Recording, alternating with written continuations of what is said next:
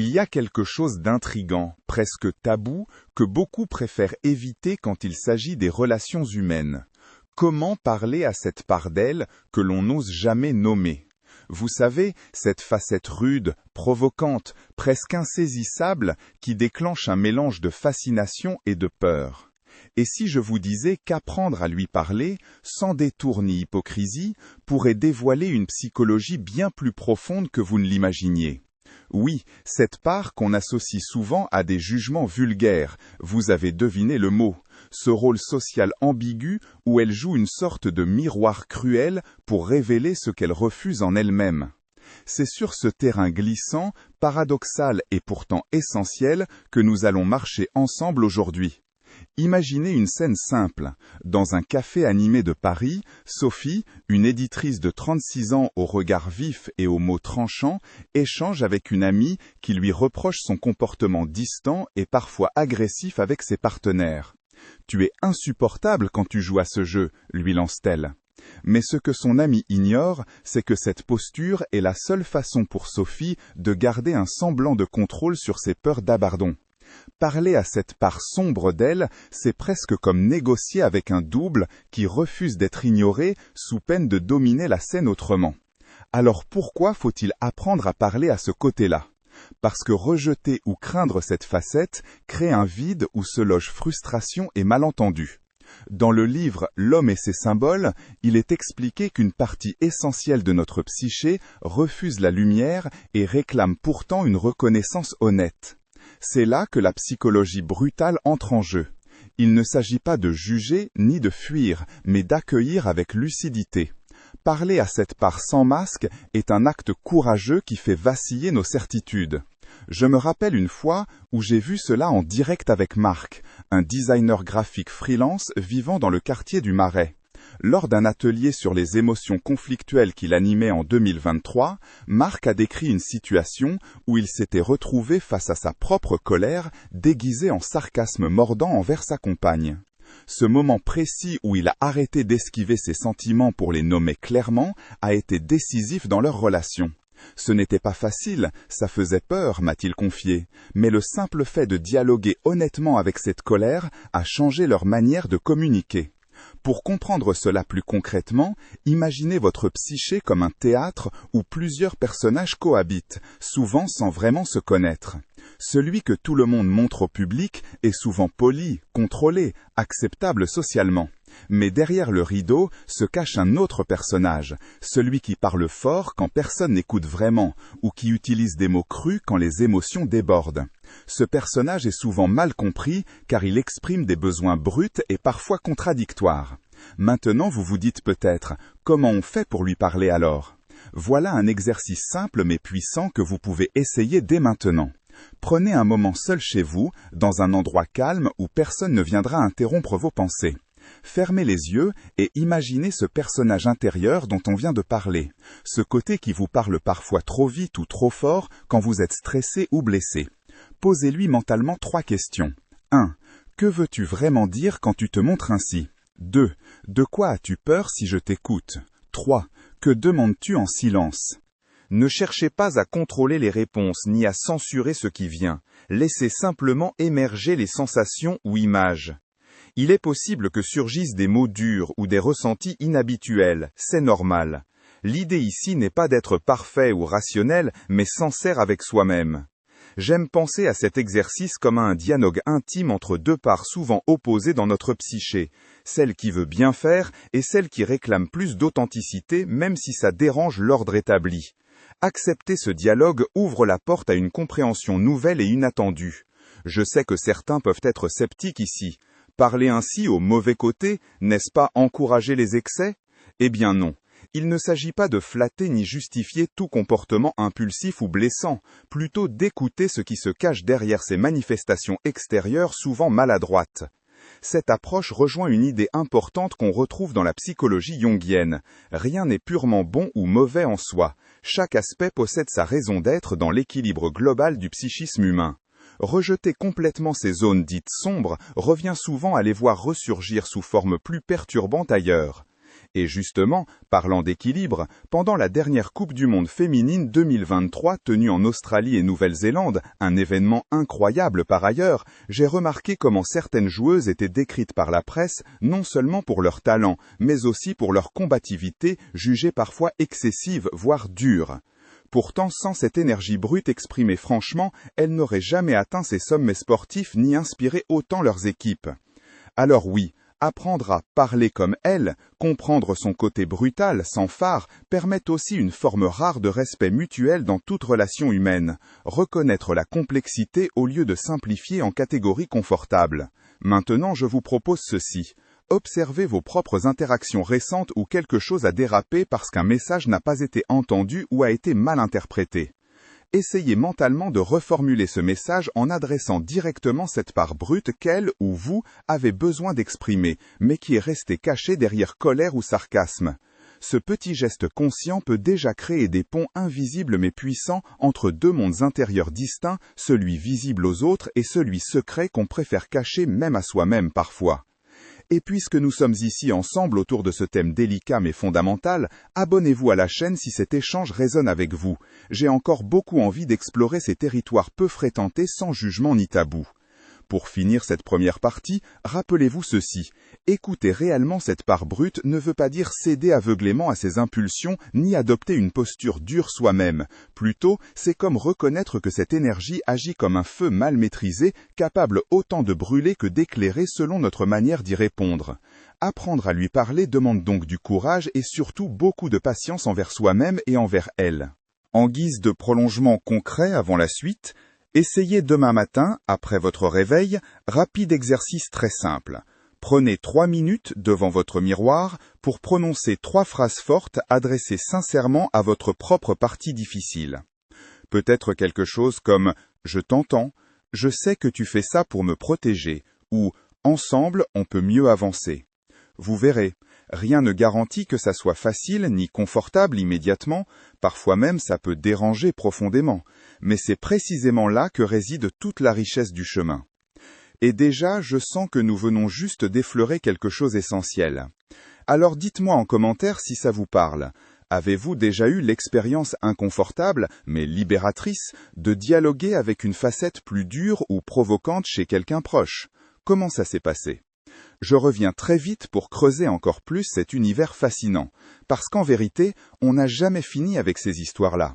Elles suivent nos vies comme des ombres tenaces auxquelles on doit bien finir par apprendre quelques mots doux malgré tout. Je me souviens d'une conversation inattendue que j'ai eue avec Claire, une jeune avocate de 29 ans, habitant dans le quartier de Belleville à Paris. Ce qui m'a frappé, ce n'était pas tant son métier stressant, mais plutôt la manière dont elle décrivait un comportement qu'elle qualifiait elle-même de sauvage chez elle. Lorsqu'elle se sentait menacée émotionnellement, elle avait cette réaction presque automatique, répondre par une ironie mordante, coupante. Mais le plus intéressant, c'est qu'elle avouait aussi que ce mécanisme lui servait à masquer une immense vulnérabilité qu'elle refusait d'exposer. Là où ça devient fascinant, c'est que cette posture brutale n'est pas simplement une façade agressive. C'est une forme de protection psychique construite au fil du temps pour ne pas sombrer dans un sentiment d'impuissance. Ce que Claire ne réalisait pas toujours, c'est que cette dureté apparente était aussi un appel silencieux à être reconnu dans sa complexité et ses contradictions. Cela m'amène à parler d'un autre concept fondamental quand on aborde ces parts sombres, la notion de projection. Sans entrer dans des termes trop techniques, disons simplement que notre psyché a cette capacité étrange à voir chez l'autre ce qu'on refuse de reconnaître en soi. Par exemple, si Claire percevait chez ses interlocuteurs une forme d'agressivité ou de froideur, il y avait de fortes chances qu'elle exprime inconsciemment ces mêmes traits qu'elle refoulait en elle-même. Pour illustrer cela encore plus concrètement, pensez à Julien, un professeur de musique installé à Lyon, qui, durant l'hiver 2024, s'est rendu compte à quel point il jugeait sévèrement la prétention chez ses élèves. Pourtant, derrière ce jugement se cachait sa propre peur d'être perçu comme insuffisant ou peu compétent. En affrontant ce miroir intérieur, ce phénomène de projection, Julien a pu réduire ses réactions négatives et créer un climat plus ouvert avec ses élèves. Ce que je vous propose ici est une petite expérience mentale. Et oui, vous pouvez la faire tout seul, assis confortablement dans votre salon ou même dans un parc tranquille. Lorsque vous ressentez une émotion forte face à quelqu'un, colère, irritation ou même admiration exagérée, essayez d'interroger cette réaction en vous posant la question « Est-ce que je ne suis pas en train de voir quelque chose chez l'autre qui me ressemble plus que je ne veux bien l'admettre ?» Prenez le temps d'écrire quelques mots sur ce que vous ressentez vraiment derrière cette émotion. Vous pourriez être surpris par les réponses qui émergent quand on sort du réflexe immédiat et qu'on ose regarder avec curiosité notre propre reflet déformé. Mais attention, cela ne veut pas dire non plus devenir passif face à certaines attitudes blessantes ou toxiques. La projection sert ici surtout à comprendre nos propres mécanismes intérieurs et éviter des jugements hâtifs qui ferment les portes au dialogue authentique. En parlant de dialogue difficile mais nécessaire, laissez-moi partager une anecdote assez cocasse qui montre combien nous pouvons être contradictoires parfois sans nous en rendre compte. Je discutais récemment avec Antoine, un ingénieur informatique habitant le 11e arrondissement parisien, passionné par les jeux vidéo compétitifs et reconnu pour son franc-parler. Lors d'une soirée entre amis en février 2024, il a reconnu avoir tendance à utiliser l'humour noir comme bouclier lorsqu'il sentait qu'on le mettait en difficulté émotionnelle. Le twist, ce même humour noir finissait souvent par blesser ceux qu'il voulait protéger ou séduire socialement. Antoine se retrouvait donc dans un cercle vicieux où sa brutalité verbale créait du malaise alors qu'il cherchait surtout à éviter d'être vulnérable. Cette situation illustre parfaitement un troisième aspect clé dont il faut parler quand on veut comprendre la psychologie brutale du côté obscur, la communication paradoxale. Oui, c'est un terme un peu pompeux, mais restez avec moi parce que ça éclaire bien ce phénomène complexe. La communication paradoxale se produit lorsque les messages envoyés contiennent des contradictions internes difficiles à décoder pour l'autre personne. Par exemple, Antoine dit quelque chose de blessant tout en cherchant inconsciemment à créer du lien. Ou encore, Sophie, dont je parlais au début, utilise son sarcasme pour masquer son besoin profond d'attention et non pour rejeter définitivement l'autre.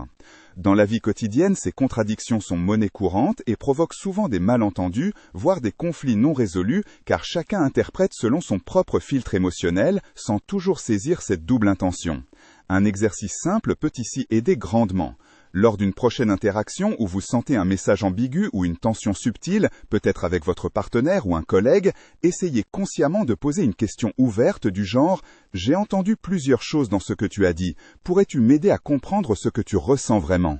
Ce petit geste oblige les deux parties à sortir du mode automatique et ouvre souvent la porte à une compréhension plus nuancée, voire libératrice.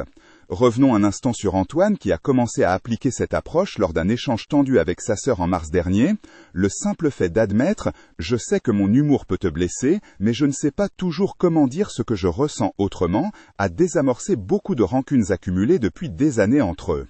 J'aime penser que ces outils simples sont comme des ponts jetés sur des rivières tumultueuses. Ils ne garantissent pas toujours une traversée faciale ni sans écueil, mais offrent au moins une chance réelle d'avancer ensemble, au lieu de s'éloigner dans le silence ou l'agressivité. Bien sûr, tout cela demande pratique régulière et patience, parce qu'évidemment, on n'a pas tous envie, ni le courage, d'ouvrir ces zones sensibles chaque jour comme on ouvre sa boîte aux lettres. D'ailleurs, ça me rappelle ma propre maladresse quand j'ai tenté pour la première fois cet exercice avec ma meilleure amie Clara lors d'un déjeuner improvisé au marché Saint-Quentin fin 2023. Je voulais comprendre pourquoi elle réagissait si vivement chaque fois qu'on abordait certains sujets sérieux. En osant lui demander directement « Dis-moi franchement ce que tu ressens là-dedans », j'ai eu droit à une avalanche inattendue mêlant tristesse enfouie et colère rentrée depuis longtemps. C'était loin d'être confortable, j'aurais préféré 1000 fois parler météo ou série Netflix. Mais ce dialogue brut a changé notre relation du tout au tout. Et puisque nous parlons ici sans détour ni faux semblant, si vous avez envie d'approfondir ces techniques pratiques pour mieux écouter et parler aux parts cachées autour de vous et en vous, j'ai créé un guide complet accessible via le lien juste sous cette vidéo. C'est fait pour accompagner pas à pas ceux qui veulent sortir du cercle vicieux des malentendus récurrents avec bienveillance et clarté. Bref, nous voilà donc face à 3 concepts complémentaires qui forment ensemble une sorte de trame essentielle pour comprendre cette part brute souvent mal comprise. Accueillir sans juger son côté protecteur agressif, même s'il choque, reconnaître nos projections comme miroirs personnels parfois trompeurs, et enfin, déchiffrer les communications paradoxales qui révèlent des besoins ambivalents cachés sous des mots tranchants. Au fil du temps, on découvre ainsi combien chacune de ces dimensions entrelace nos relations sociales et intimes dans un ballet compliqué mais passionnant. Je me demande parfois si apprendre tout ça n'a rien d'autre finalement qu'une invitation permanente au dialogue vrai, celui où on accepte autant nos failles que celles des autres, sans chercher absolument la perfection ni le contrôle total. Et vous, avez-vous déjà expérimenté ces zones grises où paroles blessantes riment étrangement avec désir profond d'être compris? Partagez vos histoires, ça enrichira forcément notre réflexion collective. Il y aurait encore tellement à dire, mais gardons justement quelques surprises pour la dernière partie, où nous irons encore plus loin dans cette exploration humaine pleine de paradoxes. En attendant, prenez soin de vous et souvenez-vous, parfois les mots les plus crus peuvent être aussi ceux qui ouvrent les portes vers une vérité insoupçonnée. Il y a un dernier aspect de cette dynamique complexe qui mérite toute notre attention, souvent négligé parce qu'il nous dérange profondément. La peur du rejet liée à l'expression authentique de notre part dite brute, tosse ou brutale. Cette peur agit comme un frein puissant, presque invisible, qui pousse beaucoup à masquer ou édulcorer ce qu'ils ressentent vraiment. C'est paradoxal, on veut être compris, aimé même, mais on redoute tellement que notre vérité brute soit rejetée que l'on finit par se censurer, se trahir soi-même. Je me rappelle très bien d'une rencontre avec Lila, une infirmière de 31 ans habitant dans le 20e arrondissement parisien. Lors d'une séance informelle autour d'un café en mai 2023, elle m'a confié qu'elle avait longtemps évité de montrer son caractère direct au travail et dans sa vie privée par peur d'être jugée trop dure ou froide. Mais avec le temps, cette retenue provoquait chez elle une forme d'épuisement et de frustration intense. Elle avait l'impression de jouer un rôle loin d'elle-même. Un jour pourtant, lors d'un conflit avec une collègue, Lila a décidé d'exprimer clairement ses limites sans chercher à adoucir ses propos. Ce fut un choc pour tout le monde, y compris pour elle-même, mais paradoxalement, ce moment de vérité a créé une nouvelle forme de respect entre elles. La peur du rejet s'est transformée en une force qui affirme la valeur de son authenticité. Ce phénomène s'appuie sur une idée centrale en psychologie, la vulnérabilité n'est pas faiblesse, mais source de courage et d'authenticité. Le processus d'oser dire ce qui dérange est un pas essentiel pour sortir des faux-semblants et construire des relations basées sur la confiance réelle. Voici donc un exercice simple mais puissant à tenter. La prochaine fois que vous ressentez l'envie de retenir une vérité difficile par crainte du jugement ou du rejet, prenez 3 respirations profondes et formulez mentalement cette phrase. « Je mérite que ma vérité soit entendue ». Puis exprimez ce que vous ressentez avec calme mais fermeté, même si c'est brutal ou maladroit au début. Observez simplement ce qui se passe en vous et autour. Bien sûr, ce n'est pas magique ni immédiat, il s'agit davantage d'un apprentissage progressif où chaque tentative ouvre une porte vers plus d'intégrité personnelle. Maintenant que nous avons effleuré cette dernière dimension capitale, celle du courage nécessaire pour assumer son expression brute sans se perdre, laissez-moi vous inviter à réfléchir à quelque chose de plus vaste. Ce que nous avons exploré ensemble ne concerne pas seulement les rapports entre individus ou la manière dont on parle aux parts difficiles chez l'autre. C'est aussi une invitation profonde à renouer avec soi-même dans toute sa complexité. Regardez autour de vous aujourd'hui.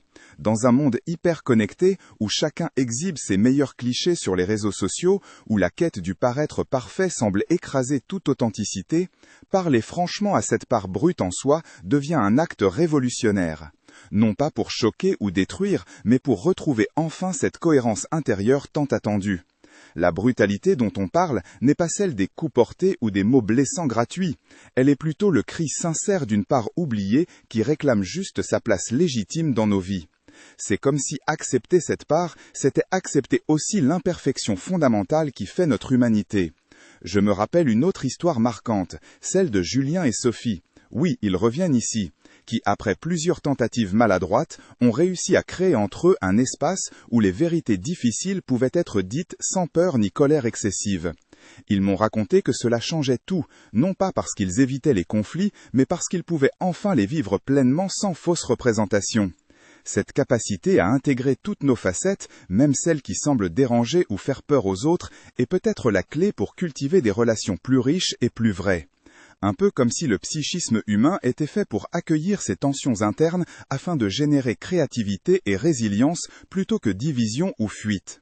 Vous avez maintenant devant vous plusieurs outils concrets pour avancer sur ce chemin parfois chaotique, écouter sans jugement ses parts protectrices agressives, reconnaître ses projections personnelles au lieu de blâmer uniquement l'autre, décoder les messages ambivalents cachant des besoins profonds et enfin, oser exprimer avec courage sa vérité même si elle paraît brutale. Chaque concept est une porte ouverte vers plus d'authenticité relationnelle et personnelle. Chaque exercice propose un petit défi quotidien pour sortir des automatismes et aller vers plus de compréhension mutuelle. Mais au-delà des techniques et analyses, j'aimerais vous laisser avec cette image forte. Imaginez votre psyché comme un miroir fissuré, où chaque éclat reflète une facette différente, certaines lumineuses, d'autres moins agréables, mais toutes indispensables pour voir pleinement votre visage unique. Refuser une partie revient à voiler ce miroir et perdre contact avec soi-même. Alors, pourquoi ne pas choisir aujourd'hui d'accepter chaque éclat ? Pourquoi ne pas commencer par parler sincèrement à cette part brute, comme on parlerait enfin à une vieille amie incomprise ? Ce geste simple peut libérer énormément. Il peut ouvrir la voie vers une paix intérieure souvent insoupçonnée derrière le tumulte apparent. Et puis, ça devient presque philosophique, n'est-ce pas là un acte essentiel face aux défis actuels ? Dans ce monde fragmenté, où tant cherchent leur place sous pression sociale constante, reconnaître sa propre complexité pourrait bien être le premier pas vers plus d'empathie collective aussi. Vous savez quoi ? Je crois sincèrement que ces questions-là touchent quelque chose au cœur même de notre humanité contemporaine. Elle révèle combien il est urgent aujourd'hui plus que jamais de dépasser les jugements simplistes pour embrasser nos contradictions avec bienveillance réelle. Je pourrais continuer encore longtemps car ces sujets sont inépuisables, mais je préfère vous laisser là-dessus avec cette invitation humble mais puissante. Osez parler franchement à vos parts difficiles. Accueillez vos contradictions sans haine. Et surtout, faites-le toujours avec douceur envers vous-même, parce que c'est là, juste là, que réside le vrai changement intérieur, capable ensuite d'irradier vers ceux qui nous entourent. Et si ça résonne en vous autant qu'en moi, alors partagez vos pensées, vos luttes parfois maladroites, vos petits succès courageux, car ensemble, on apprend mieux à naviguer ces eaux troubles du lien humain authentique, sans masque ni artifice, juste avec honnêteté. Je terminerai par une phrase que j'aime souvent rappeler quand je me sens perdu face aux parts conflictuelles en moi. L'authenticité brute n'est jamais parfaite, elle est vivante. Et vivre pleinement signifie aussi ces zones rugueuses où parfois ça gratte fort. Merci d'avoir été là jusqu'ici, on continue ensemble bientôt. Prenez soin de vous.